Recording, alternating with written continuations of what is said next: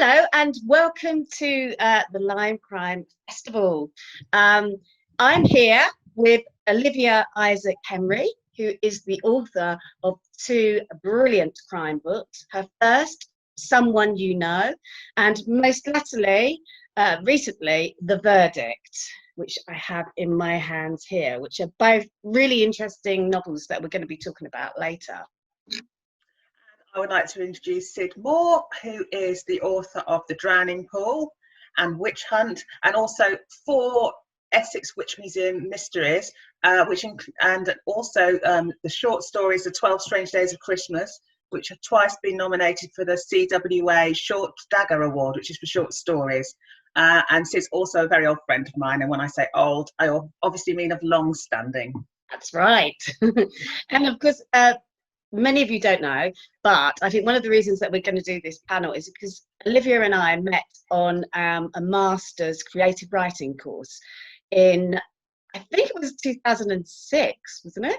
I can't remember now. Yeah, well, we did it at City University with our course director was Harriet Gilbert. And I thought that one of the ways that we could start our panel discussion is actually talking about, there's always a lot of discussion about whether or not creative writing M.A.s are worth the money, really, because they're quite expensive. And so, Olivia, how did you feel about our creative writing M.A.? Did you think that it was worth doing? It's definitely worth doing, and I think that it was a while back. I think M.A.s are far more focused now on getting you published at the other end. So ours was more about the creative process. And the other thing, I looked at our old M.A. and it's now twice the price it was than when we did it. Yeah. Wow. So I mean that's prohibitively expensive for a lot of people. I know there's some other courses. I mean, if I were doing it now, I would probably try and get on something like the Curtis Brown or is it Faber Academy, because they're shorter and cheaper. I don't know.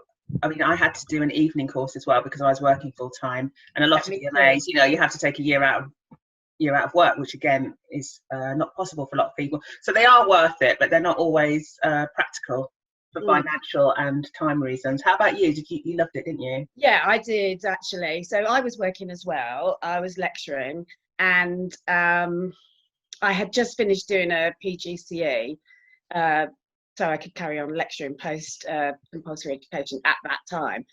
So I needed something which was going to be in the week, at the weekends and in the evenings. And this one, I chose the City M.A. because it had that kind of flexibility, but also I knew that one of the things that you had to do for it was to write a novel, and that deadline was really important to me. I don't know if it was to you, but I kind of like had been writing and writing and writing, and then I just thought I really need a deadline. I do work well under deadlines, so that was definitely one of the reasons why I chose that course. And I think that discipline was fantastic. I really do. I mean, we had to actually write our novel in 1 year, didn't we? So the course was 2 years part-time, but we had to write the novel in the last year. We started it in the first year, didn't we? At least I did, yes.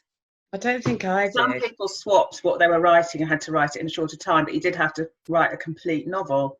So I mean, that's a huge discipline just to finish a novel. So that was fantastic.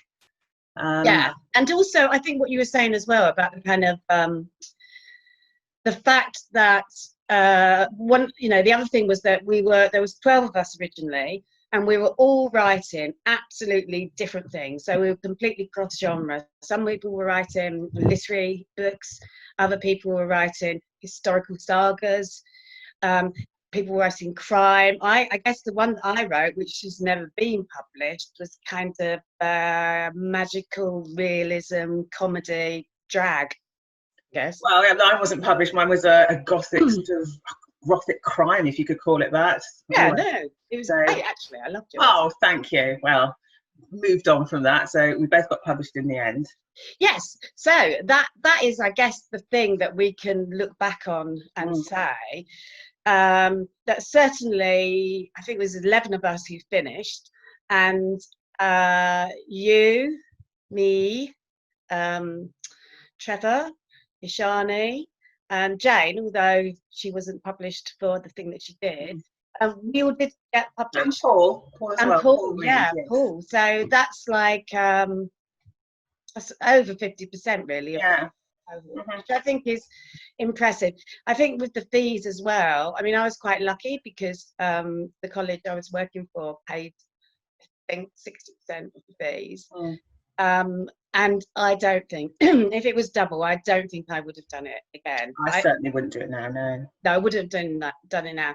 But I do think that I did get a really good education, and my writing absolutely, definitely, without a doubt, completely improved on it. And yeah, and I also was able to experiment, as we all were, with the writing exercises. We got opened up to group criticism, which was painful at times, but also, you know, we really needed it. And yeah, it was just very, very broadening. And of course, my darling, I met you. I know. I mean, part of the course, it was great fun. It was a great socialising experience. So we did have a lot of fun doing it. And we're still in touch, aren't we? We're still in touch with some of our cohort, and we had a Zoom just the other week where we talked to each other about lockdown. Yeah. Sorry, because you wrote a comedy sort of on the course, but then your first book that was published was anything but a comedy. Wasn't it? Drowning Pool. Rather dark themes. Yeah. So that was you know, I came up with that idea while I was on the course, while I was writing. I think that is my process, really. It was my process until I started writing the series. So with the series, I have like overarching plot, which is already plotted out before really I began the first book. And then, of course, the series got recommissioned for another 3 books and might go on again. So I've always got this sort of idea of where it's going to go, excuse me, in terms of the umbrella storyline. And then each book is its own story. I always find, I'm sure you're probably the same, that before you finish the book, sort of halfway through, you're already thinking about the next one. You're already trying to speed up finishing your book so you can get on to the next one, which is always infinitely more appealing. Well, I'm not as prolific as you, unfortunately. So, I mean, as well as, the novels, you've produced these short stories which have been incredibly well received. As I said, you've received 2 CWA nominations. So how did the short stories come about, and where do you find the inspiration for them? So, well, the short stories, some of them I had written a few years before. So I've always sort of really enjoyed writing short stories, but I had an idea. I did actually an event with Kathy Unsworth and Travis Elborough and another author whose name I can't remember right now, he's really great though, and he's a collector of this is going to sound weird, but non-fiction ghost stories. So myths and legends and sightings and things like that. And it was at Christmas, and we were there to sort of discuss the appeal of the Christmas ghost story. And I wrote a little story for it, which has ended up in the book, which is called Snowy. The one about the cat. First one about the cat. There's lots about cats, but yes, that was a brilliant story. Yeah. So and that was it was quite short and quite sweet, like very sweet actually, quite sentimental. I kind of like wrote it because it sort of to me it sort of captured some of that eerie, cozy sweetness that we love at Christmas. You know, we like to be frightened, but you know, we like it if we're frightened in our living rooms with a nice roaring fire and a glass of port. So it was just sort of, I really wanted to explore that kind of atmosphere. And then, of course, I talked to my publishers about it, and they said, well, let's, you know, let's have a go, let's do it, see if it works. And I really like short stories, and I really like short story writers, because I think it is a really different discipline to the novels. But for me as well, because I'm writing this series, and it's narrated by Rosie Strange, who is the protagonist, heroine, if you like. And her perspective is first person and past tense. So sometimes it can get claustrophobic being in there all the time and being in this certain period. So it started in 2016. I'm kind of like now writing book 6, which is February 2017. You know, and although I've had, this will be the 6th book, less than a year has been covered in the time. So it's really liberating to be able to break out across periods, across characters, to write in different styles, to get away from that point of view, to sort of, you know, really the universe is my oyster. And actually, because of the style that I write in, the baby universes, the alternative universes, the other dimensions, they are also my oyster as well. And all of the different characters, they've all got something in this book. They've all got something to do with Addersport, which is the fictional village where the Essex Witch Museum is situated. But they can all be read as standalones, which is something I really wanted to do. Yeah. Easily Made is that which has been nominated, longlisted for this year's CWA Dagger, is actually a kind of second part to the Snowy story, ironically. So, but anyhow, so that's me, and that's the first book in the series, Strange Magic. That's me, but I was going to start with asking you, so you've leapt ahead. But I wanted to talk about your first book, first of all, which is called Someone You Know, because obviously I am a fan of your writing and always have been. And we, as well as sort of being writerly buddies, we also have a lot of common interests, and we both really love Northern Soul and Northern Soul dancing. Yes, well, I'm not so good at the dance. Yeah, well, you could do the kind of like just the sort of square dance, can't you? I can't do the backflips. Not doing the backflips or the somersaults or the splits. I did do the splits once, actually. It's like deliberate by accident. But we love it, and it was just such a great gift, I think, to see how you incorporated Northern Soul, the lyrics, the music, the dancing into Someone You Know, which is a who done it, really. Who done it and a why done it. So can you talk a little bit about that and how that happened, really? Well, it wasn't deliberate. I wanted one of the main characters, Edie. She's a teenager in the early 90s. And I didn't want her to be in with the crowd, in with what all the other teenagers are doing. And I also wanted her to have a link with her uncle. In the book, her father is, you realise he's rather depressed. I mean, she doesn't see it like that. She's a teenager. He's depressed. He's unemployed. He spends most of his time in front of the television smoking. Whereas her uncle is successful, he's fun, and he introduces her to Northern Soul because he was the generation that liked that. So that's the link between them, and they have lots of fun together with the Northern Soul. So that was the link to her, but it also sort of mocks her out from the other kids around her. And most of them think it's a bit weird she's into this, but then she makes friends with a girl called Michaela, who also sort of likes things outside the mainstream, and that forms a link with their presence. And I love the music. I did originally put quite a lot of lyrics in, but then people pointed out that that's just a nightmare. You've got to go and get rights. So it was a bit of a shame that some of the lyrics. Pardon? I don't know. I read the actual published version. I read your. It might be the original version. I took all the lyrics out because. I mean, I totally get it. I mean, I had a quote. I wanted to put a quote from Madonna from Vogue into Strange Fascination, and basically, no, it was just too difficult, and probably would have cost money. So I kind of like just alluded to it, a picture of a beauty queen, something like that. You get away with it. I kind of think that is just a real shame artistically, though, because they do bring so much. The lyrics sort of guide the vibe of the chapter, but yeah, I mean, and I can understand the sort of link, practicality.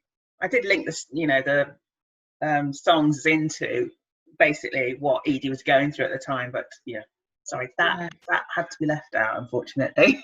Sorry. Okay. Well, I mean, it doesn't really matter because it's still a huge presence. mm, And there's a really great scene where they both end up, the uncle and Edie end up dancing yeah, as well. And which is really lovely. And I'm sure it sort of fires up memories from in everybody if they had the kind of dads that were into pop music or any kind of music. I remember yeah. the joy of dancing with them as well. It was very fond for such a dark novel, really. Oh, what's it? Yeah. And of course, you know, that was a really, really great book, and it did well in Amazon as well, and it's still available to get. Is it available as a download? Is it available Yeah, as a print yeah, on demand? yeah, Yeah, so I would recommend it, and it's great as well. I love the fact that you know, Northern Soul says quite a lot immediately about the people who are going to be in that book. You have like books. I mean, and people don't usually, writers don't write too much about music, I don't think. I mean, Ian Rankin does a little bit, doesn't he? mhm, And I think John Williams has done it in the past as well. But it's such a massive part of so many lives. It's quite often yes. Particularly when there. you're younger, it takes up a huge Yeah. amount of your headspace. Mm. Especially when I was younger. I don't know if kids these days they have more media to explore. Yeah, I don't know.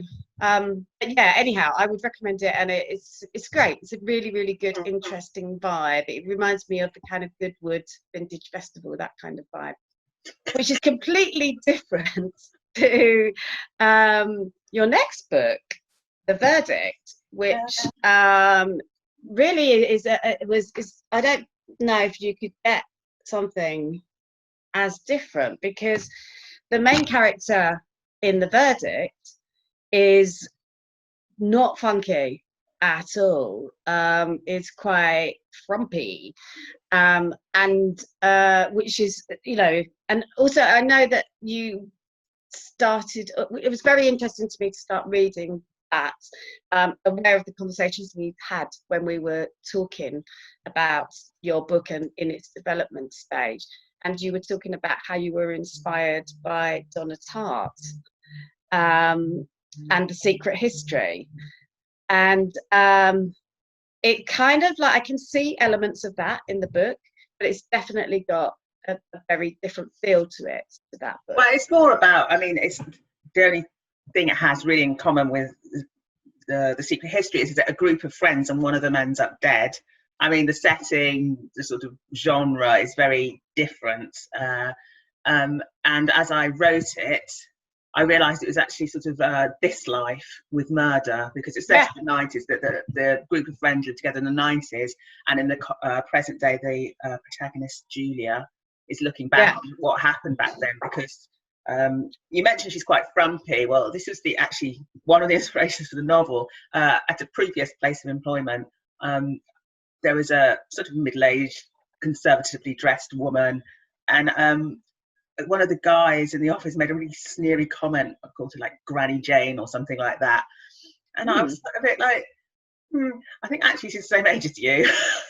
And also, you know nothing about her. You kind of assume that she's this really dull, boring person. You know nothing about her. So I had this image of the boring woman in the office that nobody wants to speak to. It's Just not based on me.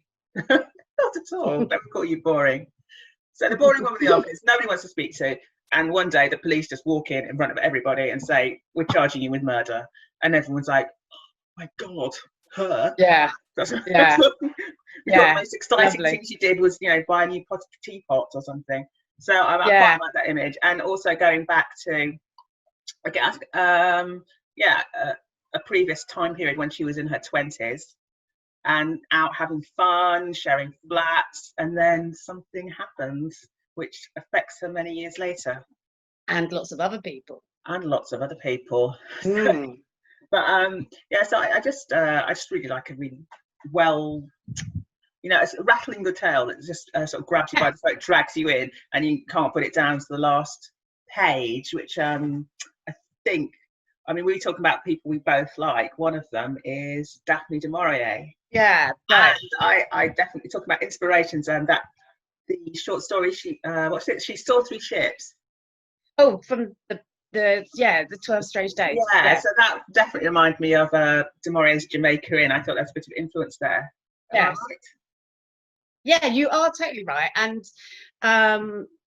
yeah, I really love her short stories as well. I think she's a great short story writer, and I am sort of developing another series, which is possibly like a prequel to the Essex Witch Museum series. And I am sort of using as prologues. I mean, I like prologues in my books, but quite often actually my prologues are like little short stories on their own. Yeah.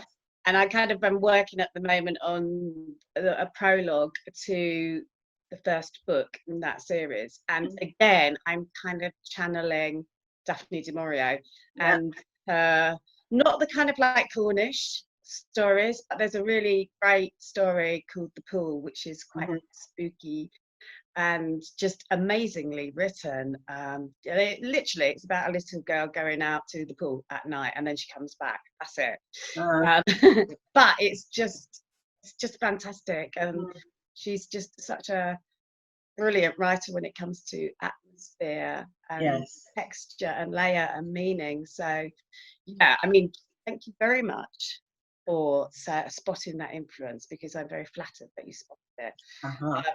And yeah, I've got to do another collection of the short stories, so I will no doubt be sort of frisking round Cornwall and trying to soak up some of the vibes and local legends to sort of more that style as well. And in the meantime, you can get Verdict, and you can get. Have you got someone you know? Have I got one? No, I don't. No. Okay. Well, what does the cover look like? It's two girls walking away from the camera. Okay, because there's twins in that book. There's twins, yeah, a bit of a cliche, but they are non-identical, so. Yeah, so that's not a cliche. That's not a cliche. Not a cliche. Well, I know we are coming up for our allotted time now. Right, okay. Should we get this point? We'd go, so are there any questions from the audience? You, sir, yes. But as there aren't. I've got a question, Miss Moore. Yes. Would you be willing to talk a little bit more about your next project? Or you've given away as much as you want to? Oh, what, the non-book project? Yes. Yeah, oh, well, no, absolutely. So, yeah, I mean, it's kind of, it's in limbo as much as we are in limbo because of lockdown and the pandemic. But you know, I have written a screenplay, which is it's called Witch West, and it is a period drama about a witch hunt in Essex. And we was due to start filming in April, on the 1st of April. But of course, we don't know when we're going to be able to film now, because we've got lots of dungeon scenes with like women, you know, chained up against each other and all that, you know, really, really close, claustrophobic again. So we don't know when we're going to film it, but you know, pretty much everything is in place. We just need to be able to underwrite it, I guess. That's the thing. We need to be able to underwrite it and I guess stop social distancing and have a vaccine. But again, that is, find a family of about 20 you can do the crowd scenes. Yes, exactly. So I mean, it is I had a meeting with the director and the producer this week, and it's, you know, it's definitely going ahead, but we've got to be led by lockdown, I guess. But again, it's one of a trilogy of films, so I'm still working on the second script and developing the third one as well. Sid is being really modest about this. Before, was it before Christmas this year or last year? I said, oh, there's an online screenwriting course. It's like free. It's like 6 weeks. I did it. I just went away. I've written a script. I was like, oh, that's great. Oh, someone wants to buy it. It's just like, this is the most normal thing. People spend years writing endless scripts nobody even looks at. And Sid just writes one after a 6-week course and gets it signed up, and it's amazing. Well, the thing is, I have been living with these characters for a very long time. Yeah. So the story has sort of, I uncovered it while I was doing the research around the drowning pool and witch hunt, which was, 2009, 2010, around that. So I've been working with these characters and these incidents in history which were real and which were tragic, and we don't know very much about them. So I really kind of wanted to shine a light on some of the things that in history, which witch hunts, othering, scapegoating, bullying. I'm talking about the 17th century, but we just have to look at the news at the moment to see what is going on. And unfortunately, we still have mob mentality out there. We haven't moved on that much in 400 years, unfortunately. So I think it's really still time to talk about persecution and intolerance and all of those things. Let's end on a positive note. Let's end on a positive note, which is it's sunny. It's sunny. I've got some cold wine downstairs, and I'm gonna find some time to watch all the other authors at Line Crime. Oh yeah, so that, of course, that would be really great. I'm going to watch all the other authors and the great panels that are going on at Line Crime, and then I'm going down for a dip in the estuary. Oh, lovely. Sunset and a cold beer, which would be okay. All right then. Thanks, Sid. That was great. See ya. Bye. Thank you. Bye, Line Crime.